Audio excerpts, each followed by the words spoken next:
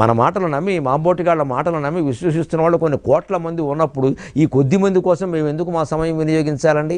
ఎంతోమంది మీరు వాదించాలండి, మీకు వాట్సాప్లు ఉండాలండి, ఫేస్బుక్లు ఉండాలండి, ట్విట్టర్లు ఉండాలండి, అందరికీ మీరు సమాధానాలు చెప్పాలంటే అందరికీ నా సమాధానం ఒకటే. ఇంతమందికి సమాధానం చెప్పే బదులు సమాధి స్థితిలోకి వెళ్ళిపోవడం మంచిది కదా, ఆలోచించండి. ఇంతమందికి సమాధానాలు చెబుతూ కూర్చోవాలా మన పనే? అక్కడికి మేము చెబుతూనే ఉన్నామే సందర్భంలో. వారు ఎదురుగా పెట్టుకుని వారి మూతిలో మూతెట్టడం మాకేం పని అండి? కరోనా రావడానికే మాకేం పని? ఈ ప్రశ్నించేవాళ్ళు, కోరేవాళ్ళు ఇది గ్రహించండి దయచి. ఈ వాదనల వల్ల, చర్చల వల్ల ఏం తెమలదండి. ఎందుకంటే వాడి సిద్ధాంతానికి వాడు కట్టుబడి బలంగా పెద్ద మొత్తం పురుకోసలు కాదండి, పెద్ద పలుపులు వేసి కట్టేసుకుని కదలడు అక్కడి నుంచి. ఒక గంట వాదించినా కదలడు. మనకు సమయం దండగా. ఆ సమయంలో నమశివాయ అనుకుంటే బోడు ప్రయోజనం ఉంది, నోరు మూసుకుంటే బోడు ప్రయోజనం ఉంది. అందుకే వైదిక ధర్మాన్ని నమ్మేవాడు, వేద ఋషులు ఊరికే వాదనలోకి దిగరు. వాళ్ళు అన్నీ అంగీకరించి మంచిదే, ఇది నీకే తెలుస్తుంది బాగానే అంటారు.